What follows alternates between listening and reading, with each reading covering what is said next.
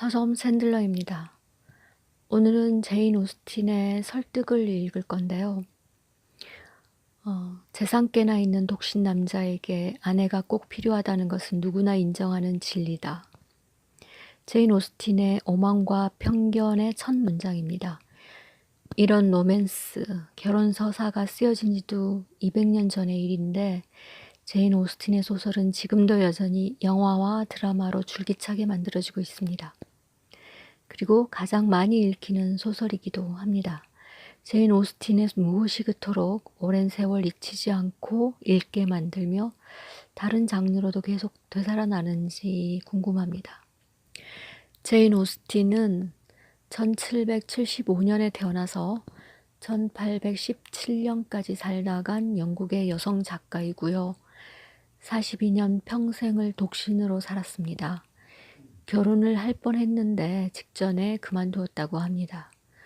그리고 무도회와 만찬과 야유회, 가까운 곳으로의 여행, 산책, 예배 등으로 제한적이고 한적한 삶을 살았음에도 특유의 관찰과 통찰, 위트와 풍자를 무기로 영국 중상류층의 삶의 세밀화를 그렸습니다. 빤해 보이는 삶 속에도 깨달음을 얻게 되는 계기들은 있게 마련이며 인간의 보편적인 심리와 진실을 담아내는 솜씨에 사람들은 감탄하는 게 아닐까 싶습니다. 제인 오스틴은 전작 읽기가 가능한 6편의 대표 작품을 남겼습니다. 이성과 감성, 오만과 편견, 맨스필드 파크, 엠마, 노생거 사원, 설득. 노생거 사원과 설득은 오스틴 사후에 출간되었습니다. 설득은 그녀가 생전에 완성시킨 마지막 작품입니다. 6작품 정도면 전작을 읽어볼 만한 분량이라고 생각은 합니다만 전작을 다 읽어보고 얘기를 해야겠지만 제 생각에 이성과 감성이라는 제목이 제인 오스틴의 전 작품을 관통하는 주제가 아닐까 싶습니다.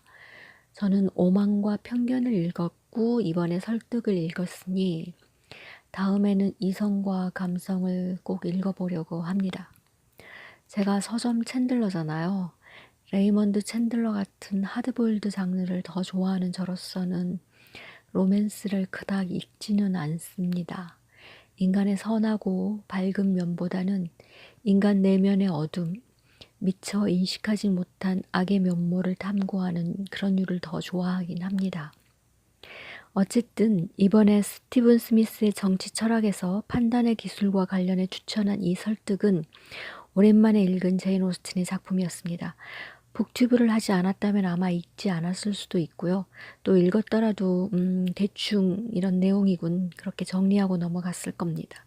이렇게 뭐라도 책에 관해 말을 해야 하는 상황이라서 책을 읽고 정리해보는 시간을 갖게 된 건 북튜브를 하게 된 목적과 잘 부합하는 일입니다. 제인 오스틴 소설을 원작으로 한 영화들 오만과 편견이나 센스 앤 센서빌리티, 에마 등을 좋아하시는 분들이라면 이 설득도 좋아하시지 않을까 싶습니다. 그럼 먼저 대략적인 줄거리를 좀 말씀드릴까 해요. 이 소설의 주인공은 앤 엘리엇이라는 27세의 준남작 집안의 둘째 딸입니다. 영국 귀족 서열에 따르면 공작, 후작, 백작, 자작, 남작, 준남작, 그리고 기사 이런 순위니까 준남작이라면 서열로는 낮은 귀족이라고 할 수 있겠습니다. 엘리엇가는 딸만 셋입니다. 당시 영국 상속제도에 의하면 아들이 없는 집안의 상속은 친척 중에 남성에게 돌아갑니다. 이로 인해 이제 로맨스의 그 작대기 직기 관계가 복잡해지게 되는데요. 이건 나중에 이야기하기로 하고요. 앤의 아버지 엘리엇 경과 그 큰딸 엘리자베스 그리고 막내딸 메리는 그 지위에 맞는 오만과 허영, 편견을 가지고 있는 인물로 그려집니다. 가족들의 무관심 속에서 주변 사람들을 돌보고 그들의 요구를 맞추며 쓸쓸한 노처녀로 살아가는 여성으로 그려집니다. 제인 오스틴의 주인공답게 총명한 지성과 섬세한 취향을 가진 성숙한 여인이지만 이 작품 속의 앤은 명랑하거나 풍자와 위트가 있거나 고집이 세지도 않는 조용히 그 뒤에서 피아노를 쳐주는 식으로 뒤로 물러나 있는 존재로 그려집니다. 앤은 소설 시점으로 8년 전, 그러니까 19세 때 프레데릭 원투어스라는 해군 장교로부터 청혼을 받고 약혼까지 했다가 가족들의 반대와 돌아가신 어머니 대리자로서 믿고 의지하던 레이디 러셀의 설득으로 파혼한 바 있었습니다. 레이디는 상류층 귀족의 여성에게 붙인 칭호입니다. 그 이후 메리의 지금의 남편이 된 찰스 머스 그로브로부터 청혼을 받았지만 웬투어스를 잊지 못하던 그녀는 레이디 러셀의 설득에도 불구하고 청혼을 거절합니다. 엘리엇경과 엘리자베스의 허영과 희박한 경제관념 때문에 기울어가던 엘리엇가는 영지의 저택을 세놓고 비용을 줄일 수 있는 곳으로 옮겨가기로 결정을 합니다. 영지를 세놓는다는 것이 귀족에게는 수치스러운 것이기에 가급적 조용히 빠른 시간에 세입자를 찾아야 하는 엘리엇가에 은퇴한 해군 제독 크로프트 부부가 새를 들어와 살게 됩니다. 그런데 바로 제독 크로프트의 아내 소피아가 앵과 파혼했던 프레드릭의 누나였던 것입니다. 나폴레옹 전쟁이 끝나고 집으로 돌아오게 되는 웬투어스 대령도 누나의 집을 방문하게 되는 터라 앤과 웬투어스 대령은 다시 재회할 수밖에 없게 됩니다. 이 소설은 다시 만난 앤과 웬투어스 두 사람이 어떻게 될 것인지 로맨스와 성장 서사를 따라가 보는 이야기라고 할 수 있습니다. 그럼 내용을 더 확장시켜 보면서 몇 가지 얘기를 해보겠습니다. 먼저 제목, 설득, 퍼슈에이전에 대해서, 그 다음으로 자유간접화법에 대한 얘기, 그리고 마지막으로 인물들에 대한 얘기, 어떤 판단이라고 할까요? 이 소설의 인물들을 주인공인 앤의 시점에서 보자면 긍정적인 인물과 부정적인 인물로 분류할 수 있다고 저는 생각하는데요. 감정을 어떻게 다루느냐, 그리고 변화 혹은 성장에 대한 관점에서 그렇게 나눠볼 수 있다고 생각합니다. 제목 설득 퍼슈에이전을 어원적으로 보면 퍼는 완전히 또는 철저히라는 접두어고요. 뒤에 그 어원이 되는 수에브는 입에 맞다 또는 상냥하다라는 뜻을 지니고 있다고 해요. 스위트의 어원과 같다고 하니까 달콤하다 이런 뜻도 있는 것 같아요. 즉 설득이라는 말로 자주 사용하는 두 가지 단어가 있는데요. convict와 persuade는 어감이 다릅니다. convict 또는 conviction이 확고한 믿음과 확신이라는 의미에 가까운 어떤 믿게 하다 또는 강하게 행동을 하게끔 한다라는 의미가 있다면 persuade는 그보다는 부드러운 의미가 더 강하다고 할 수 있겠지요. 앤은 웬투어스와의 약혼을 가족의 반대와 레이디 러셀의 설득으로 파혼하기로 결정을 한 바 있었습니다. 둘은 서로 사랑했음에도 그렇게 된 것입니다. 이 일로 웬투어스는 앤에 대한 분노를 여전히 간직하고 있습니다. 앤이 그렇게 설득당해 그렇게 결정한 것이 의지박약한 인간이 지닌 나약함 때문이라고 웬투어스는 생각합니다. 나폴레옹 전쟁 기간 해군 장교로서 재산을 모으게 된 프레드릭 웬투어스는 8년 전보다 부유해졌을 뿐만 아니라 신분으로도 당시 잘 나가던 영국 해군의 장교가 된 것이죠. 나폴레옹 전쟁은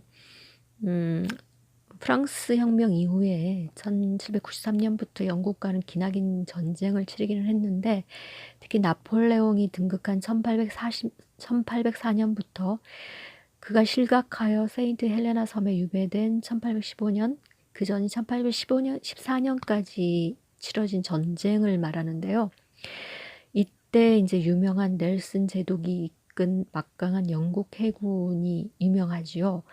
1805년 스페인 트라팔가에서 그 스페인과 프랑스의 연합함대를 기습 격파하여서 승리한 거는 유명한 해전사에 기록된 전투이기도 한데요. 그런 경력을 지닌 이제 해군에서 근무를 한 웬투어스니까요. 그러니까 지휘관이 돼서 어떤 전함에 올라가서 지휘를 해서 승리로 이끈 경우에 엄청난 돈을 벌 수가 있었던 기회였다고 해요. 그렇게 한 재산을 모을 수 있었다고 합니다.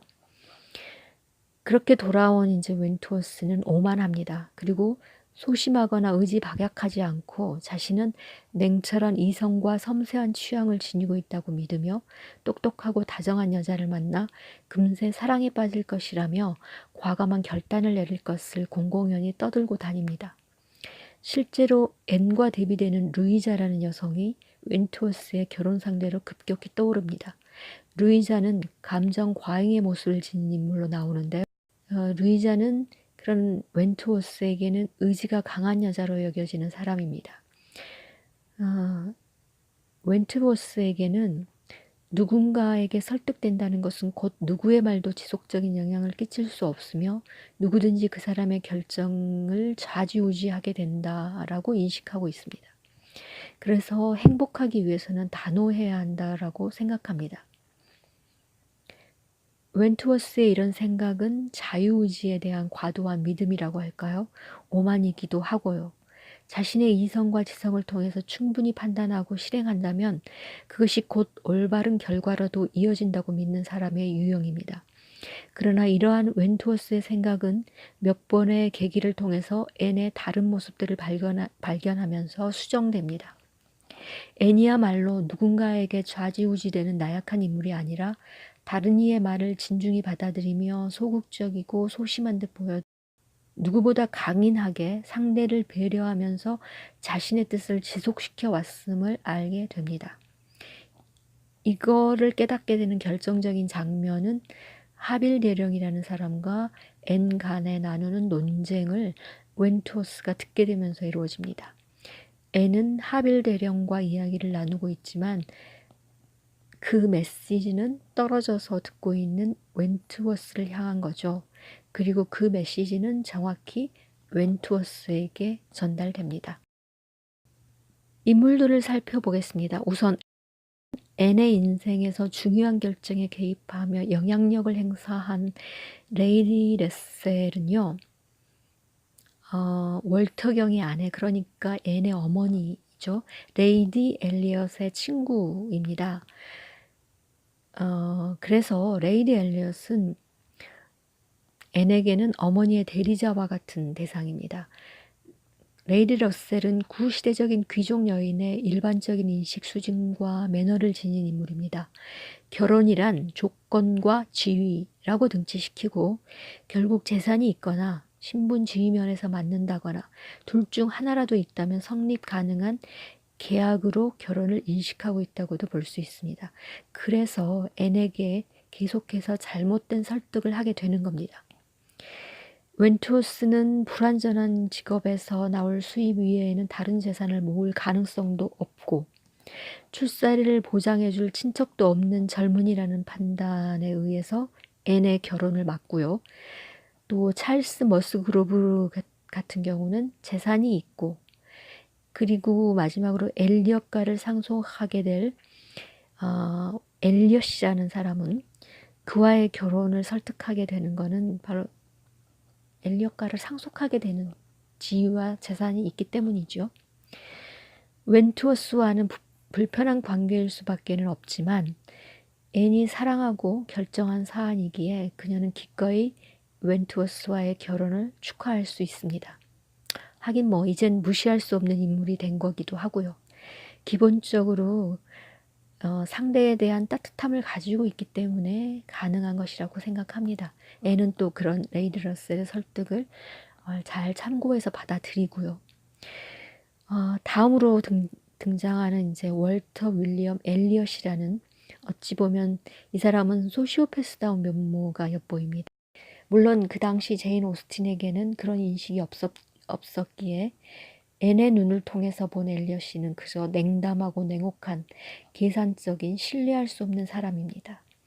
앤에게서 그런 판단을 이끌어내는 것은 바로 기쁨이나 어떤 동정할 만한 일이 생겼음에도 그거에 대한 어떠한 감정도 자연스럽게 표출하지 못했다는 것을 관찰을 통해서 알게 되면서부터입니다.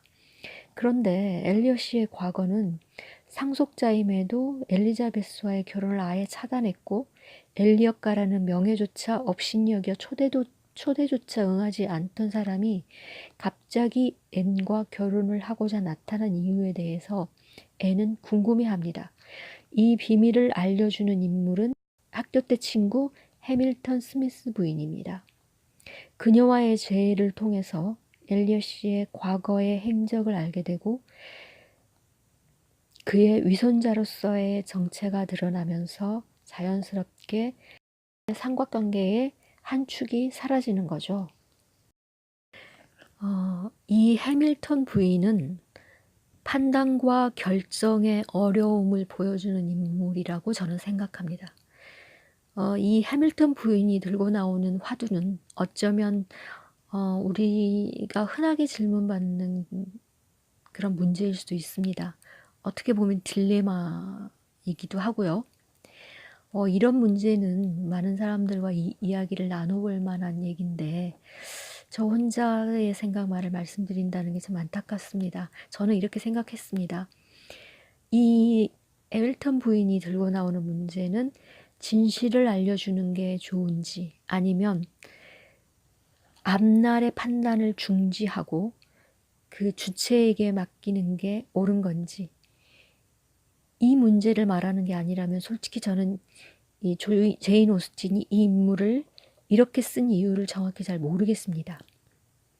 만약에 이런 질문을 저에게 한다면 저는 너무나 분명하게 말할 수 있거든요. 진실을 알게 해줘야 한다고요. 판단은 상대에게 있다는 거. 서로 그게 무책임하게 여겨질지라도 상대에게 진실을 알고 판단할 기회를 줘야 한다고 저는 생각하거든요. 해밀턴 부인과 관련된 그 엘리엇의 과거 그리고 그가 왜 나타났으며 또 과연 해밀턴 부인은 앤에게 무엇을 기대하고 있는지 이 문제에 대해서는 길게 말씀드리지 않고 싶습니다. 직접 책을 읽고 판단을 해보시는 게 좋지 않을까 싶습니다. 제인 오스틴 소설은 이성과 감성, 감정과 알미라는 인식론에 주목하는 평론가들이 있습니다. 저는 이 주제가 되게 흥미롭더라고요. 이 주제에 대해서도 더 알고 싶은데 그건 또 나중에 일이고요. 감정에 치우친 자와 이성적인 자 사이의 균형 문제를 앤과 웬투워스의 어떤 감정 훈련, 어떤 감정의 교차 이런 것을 통해서 보여주려고 한 것 같습니다. 그 어떤 시대적인 변화라든지 이런 변화의 기준을 통해서 판단을 해보자면 레이디 러셀과 또 소피아 크로프트 부인을 비교해 볼 수도 있습니다. 레이디 러셀은 앞에서 말했다시피 구시대적 기준과 편견을 지니고 있으나 기본적으로 따뜻한 마음을 지닌 인물이고요. 그 웬투워스 대령의 누이이자 해군 제독의 부인 소피아는 남편과 함대에서 함께 지내며 생활할 정도로 개방적이고 전통적 귀족이 아니라 새로운 전문직 계층의 아내로서 새로운 감성과 태도를 보여주는 인물입니다. 앤이 가장 긍정적으로 보는 인물이라고 저는 생각하고요.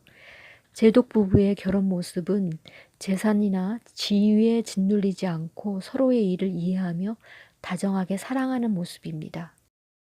앤과 웬투워스야말로 감정을 훈련하며 감정을 이해하고 그를 통해 깨달음을 성찰하는 인물들입니다. 앤은 소설 속에서 끊임없이 관찰하고 마음과 감정 또는 상황을 판단하는 인물입니다. 여기서 자유간접화법이 적합한 서술 기법으로 인정될 수 있는데요. 자유간접화법이란 인물과 서술자의 거리를 지운 서술 기법이라고 할 수 있습니다. 현대소설을 특유의 문체이고요. 의식의 흐름 기법으로 나아가면서 프루스트, 제임스 조이스 등이 사용한 화법입니다. 인물과 작가의 거리가 거의 사라진다고 볼 수 있습니다. 그래서 버지니아 올프는 보통의 독자라는 에세이에서 제인 오스틴을 특별히 다룹니다. 인물의 심리 깊이 들어가서 감정과 사고까지를 탐구하는 태도를 보면 아마도 제인이 더 오래 살아 작품 활동을 더 했다면 더 먼저 프루스트나 조이스가 되었을 거라고 평가합니다.